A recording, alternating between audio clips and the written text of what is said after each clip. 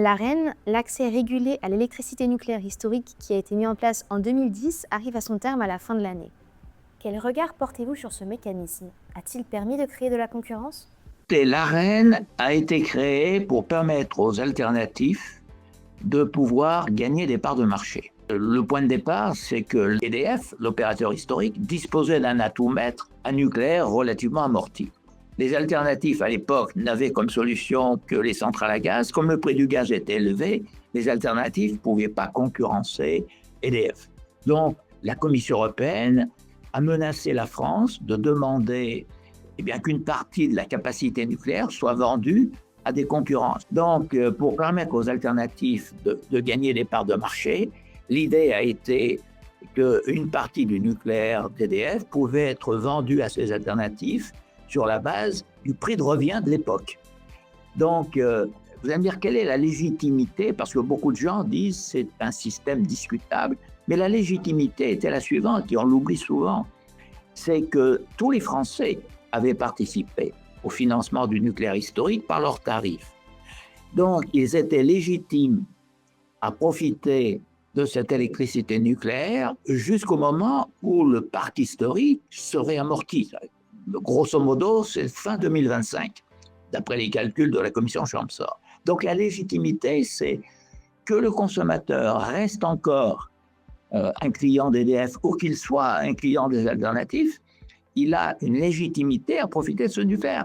Donc, l'Arenh n'est pas donnée aux alternatifs, l'Arenh est donnée au client final, au consommateur français, et c'est l'alternatif, c'est le fournisseur alternatif qui est chargé en quelque sorte de lui donner accès à cette Arenh, avec une condition importante, c'est que l'alternatif ne doit pas revendre sur le marché de gros l'Arenh qu'il a reçue, et par conséquent, il y aura une égalité entre tous les consommateurs. Et puis, l'alternatif, le fournisseur alternatif peut investir lui-même pour construire des centrales dans d'autres domaines que le nucléaire. C'est d'ailleurs ce qui était prévu, mais les alternatifs n'ont pas ou très peu investi dans la production d'électricité, à l'exception des très gros alternatifs, c'est-à-dire de Total et d'Engie. Et il y a eu un biais par ce comportement, puisque les alternatifs, au fond, se sont contentés d'être des fournisseurs de l'électricité nucléaire de façon indirecte. Alors le gros reproche de l'Arenh, et ça c'est vraiment le point central, c'est pas l'existence de l'Arenh, parce qu'on voit d'ailleurs aujourd'hui que certains voudraient bien que l'Arenh continue. C'est pas l'existence de l'Arenh, c'est le fait que le prix de l'Arenh, qui avait été fixé à 42 € le mégawattheure au 1er janvier 2012, n'ait pas été revalorisé. La commission Chamsor, comme la loi NOM de 2010, prévoyait que l'électricité, l'Arenh, l'électricité vendue dans le cadre de l'Arenh, devait être revalorisée. Alors pourquoi elle n'a pas été revalorisée? Parce que le décret d'application de la loi NOM n'est pas sorti.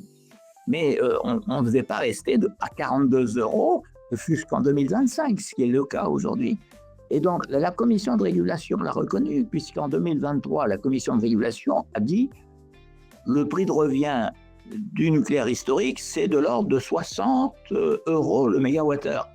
C'est-à-dire qu'on doit tenir compte de l'inflation et on doit tenir compte aussi des investissements supplémentaires qui ont été faits pour garantir la sûreté du parc nucléaire historique. Donc, le reproche, plus que l'existence de l'Arenh, certains contestent l'existence de l'Arenh, mais l'Arenh, c'était aussi une demande de Bruxelles, c'était aussi la contrepartie du maintien d'un TRV, c'est-à-dire d'un tarif réglementé de vente. Les deux choses sont liées. Bon. Et donc, ceux qui contestent l'Arenh ont raison de dire que cette Arenh n'a pas été revalorisée. C'est là le point central de cette réforme qui n'a pas été appliquée dans toutes ses dispositions. Et par conséquent, aujourd'hui, à 42, il y a un manque à gagner pour EDF. Alors, EDF ne perd pas vraiment de l'argent, mais EDF a un manque à gagner important, ce qui l'empêche de pouvoir investir dans de nouvelles capacités, ce qui explique l'augmentation aussi pour partie de la dette d'EDF.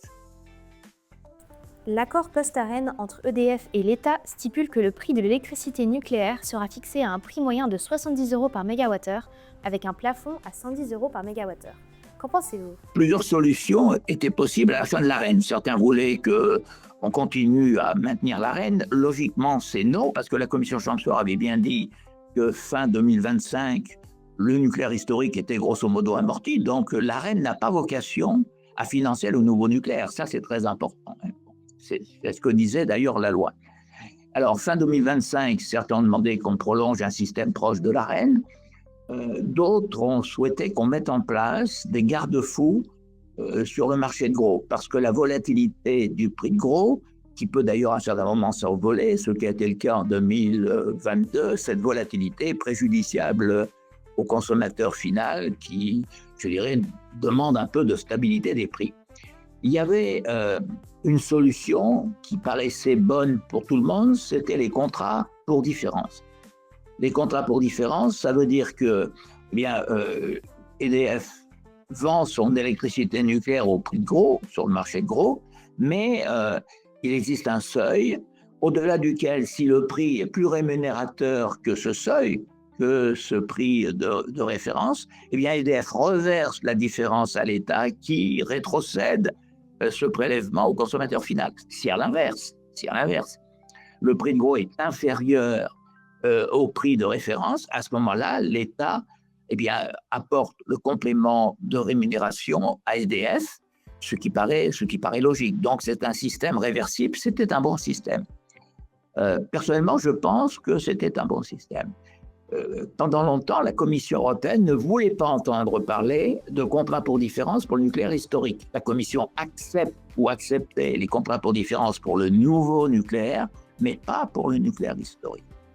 Bruno Le Maire est allé négocier, à l'époque il était ministre en charge de l'énergie, est allé négocier à Bruxelles.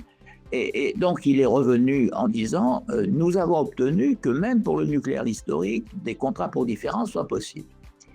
Simplement, EDF n'était pas d'accord pour le contrat pour différence. Pourquoi ? Parce que pour le président de l'époque, et pour EDF, l'idée était qu'un contrat pour différence, ça suppose qu'il y a possibilité de subvention de la part de l'État si le prix de gros, ce qui est à peu près le cas aujourd'hui, est inférieur au prix de référence, lequel, comme vous l'avez rappelé, était à peu près aux alentours de 70 € le mégawattheure. Et donc, la peur d'EDF, c'est que la Commission européenne, en cas de subventions récurrentes, demande que des modifications structurelles, institutionnelles soient apportées au fonctionnement d'EDF, par exemple en demandant que le nucléaire soit mis à part, plusieurs solutions étaient possibles. On risquait de retomber sur le plan Hercule qui avait fait un peu le buzz. Et donc EDF a demandé un système différent. Il y a eu un contrat entre l'État et EDF, un contrat qui prévoit que EDF vend son nucléaire au prix du marché de gros, mais qu'il y a deux garde-fous. Si le prix de gros atteint 78, à l'époque c'était 78,80 € le mégawattheure, EDF conserve le revenu. Au-delà de 78,80, l'État prélève 50% du complément et pour le reverser au consommateur final. Et un deuxième seuil est prévu, au-delà de 110 € ou aux alentours de 110 € le mégawattheure, l'État prélève à ce moment-là 90% du complément de rémunération pour EDF et le redistribue au consommateur final. Donc c'est un système un peu différent de celui qui au départ avait été envisagé. Alors bien évidemment, si on vend au prix du marché de gros, comme l'ARENH est à 42, il aurait dû être aujourd'hui, il faudrait que l'ARENH soit à peu près à 65. Si le prix de gros est supérieur à 65 jusqu'à 78,80, eh bien EDF, logiquement, garde la différence. C'est après seulement qu'intervient une taxation, un prélèvement plus exactement, ce n'est pas une taxe, c'est un prélèvement sur la rémunération. Alors la grande question, c'est est-ce que le prix de gros dépasse régulièrement 78,80 ? La réponse est non. Ce système, ce qu'on appelle le versement nucléaire universel, c'est contesté parce que, alors certains font observer qu'il n'y a pas de prix plancher pour EDF, donc il y a des risques si les prix de gros chutent, bien évidemment, parce qu'à ce moment-là, il y aura un manque à gagner pour EDF. D'autres font observer que c'est un système un petit peu compliqué et certains souhaitent qu'on mette plutôt en place un CFD. À cela s'ajoute le fait que la position d'EDF, c'était je vends le nucléaire sur le marché de gros, ou alors je mets le nucléaire aux enchères, donc le nucléaire historique aux enchères, par exemple à travers des CAPN, des contrats d'allocation de production nucléaire, en disant les gros fournisseurs, les gros consommateurs, si vous voulez du nucléaire, eh bien nous passons un contrat qui est un contrat entre deux parties indépendantes, un contrat qui prévoit que vous achetez une partie du nucléaire, vous achetez des mégawattheures de nucléaire, mais comme c'est un contrat de partenariat, vous financez une partie de ce nucléaire. Bon, alors ce système peut se défendre, hein, c'est une sorte de PPA, de Power Purchase Agreement, mais avec, je dirais, une dimension un peu différente puisque c'est du partenariat. Le problème, c'est qu'EDF a ensuite annoncé qu'ils allaient mettre ça aux enchères. Alors, ça fait très peur aux fournisseurs alternatifs, aux gros consommateurs qui ont dit si vous mettez aux enchères, la législation européenne va vous obliger à mettre aux enchères au niveau européen, à tous les consommateurs européens.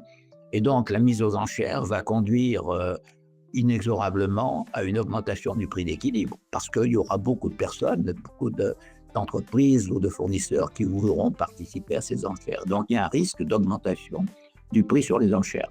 Alors, un autre élément important, c'est qu'il n'y a pas eu un enthousiasme très grand de la part des alternatifs ou des gros consommateurs, parce que comme les prix de gros sont très volatiles et plutôt relativement bas, le prix du gaz a baissé, la demande d'électricité n'est pas au rendez-vous, la production nucléaire a fortement augmenté, donc les prix de gros sont pas très élevés, et donc c'est très difficile pour un gros consommateur de s'engager sur 10 ou 15 ans à un prix relativement, peut lui paraître relativement élevé, alors que s'il va sur le marché de gros, il aura un prix beaucoup plus bas. Donc, c'est la raison pour laquelle il n'y a pas eu un engouement, je dirais, pour ces contrats de long terme.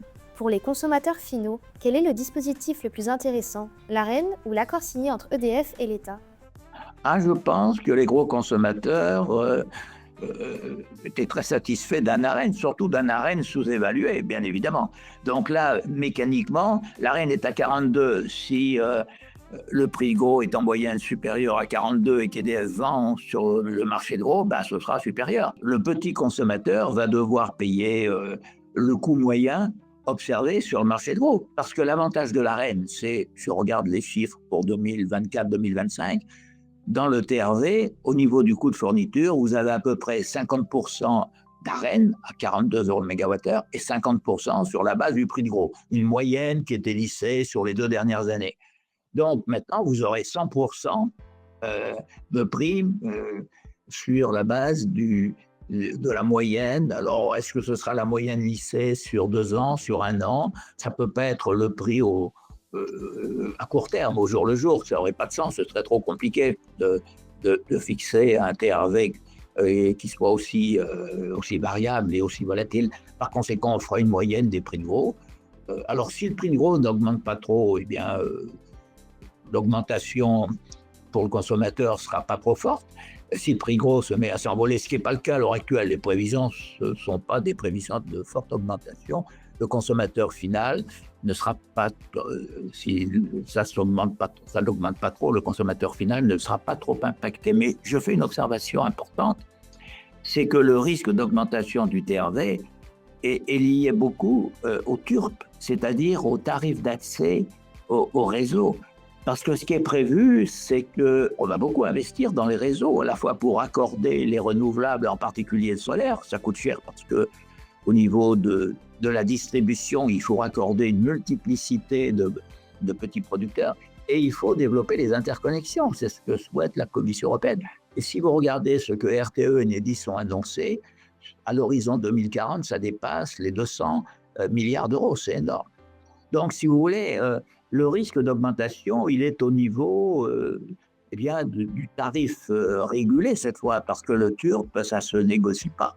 C'est un tarif qui est fixé par la Commission de régulation. Alors, les gros clients échappent en partie au TURP. Ils ont des conditions un peu particulières. Tous ne sont pas raccordés d'ailleurs au réseau de distribution, les avertis sont raccordés au réseau de transport. Le dernier élément, ce sont les taxes. Pour des raisons historiques, l'assise sur l'électricité est très supérieure à l'assise sur le gaz, ce qui peut sembler étonnant dans un contexte où on veut décarboner le mix énergétique. Donc, logiquement, l'électricité devrait être moins taxée. La Commission de régulation de l'énergie souhaitait conserver les TRV encore 5 ans. L'autorité de la concurrence était contre. Finalement, le gouvernement a décidé de les conserver. Quel est votre point de vue? Je pense que le fait de le conserver est une bonne chose. Le signal aurait été désastreux. Expliquer au consommateur final qu'il va avoir un prix de l'électricité très variable, c'est surtout les petits consommateurs qui sont très contents d'avoir un TRV relativement stable. Si vous voyez, il y a deux choses. Le TRV est relativement stable. L'autre élément, c'est qu'ils sont à l'abri d'une envolée des prix de gros. Elle est peu probable aujourd'hui dans les mois qui viennent, mais une envolée des prix de gros, ça voudrait dire qu'il faut augmenter évidemment le tarif pour le consommateur final. Le consommateur final, il n'aime pas le risque, il préfère un prix relativement stable. Y compris d'ailleurs, on l'a vu dans les cas où le TRV était supérieur aux offres des alternatives, beaucoup sont restés au TRV parce que pour eux, c'était une garantie en quelque sorte, puisque la puissance publique intervient, c'est une garantie que le prix augmente pas trop. Donc, alors certains disent, mais quand vous supprimez l'Arenh, la logique, il faudrait supprimer le TRV, parce que les deux choses au départ sont liées. L'existence du TRV était conditionnée au mécanisme de l'Arenh. Donc, à partir du moment où il n'y a plus d'Arenh, il faudrait supprimer le TRV. C'est un peu une position de ceux qui sont favorables à la concurrence. Mais pour le petit consommateur, je pense qu'il préfère la solution adoptée par le gouvernement, c'est-à-dire le maintien d'un TRV. Le gouvernement a annoncé que le prochain PPE, Programmation pluriannuelle de l'énergie, serait adopté avant l'été. Il est relativement critiqué par les principaux acteurs du marché de l'énergie. Qu'en pensez-vous? D'abord, il y a deux choses. La PPE devrait être fixée par décret, alors que normalement, c'est la loi. Alors, pour, je dirais, résister à cette opposition de beaucoup de parlementaires, le gouvernement a dit « je vais faire un débat parlementaire, mais sans vote ». Après ce que j'ai compris, il n'y aura pas de vote. Bon, un débat parlementaire sans vote, je dirais, ça atténue quand même la portée, puisqu'en principe, la PPE, c'est une loi. Alors, cette PPE, c'est l'autre élément, est fortement critiquée parce que comme elle prévoit sur la base actuelle une forte augmentation du développement des renouvelables, comme je l'ai dit tout à l'heure, un des problèmes des renouvelables, c'est qu'elle pousse dehors une grande partie du nucléaire, donc on risque d'être en surcapacité. Et donc, beaucoup la critiquent en disant, même si vous avez conscience qu'il faut maintenant développer, réinvestir dans le nucléaire, développer le nucléaire, l'accélération, je dirais, de la production de renouvelables, les intentions se discutent.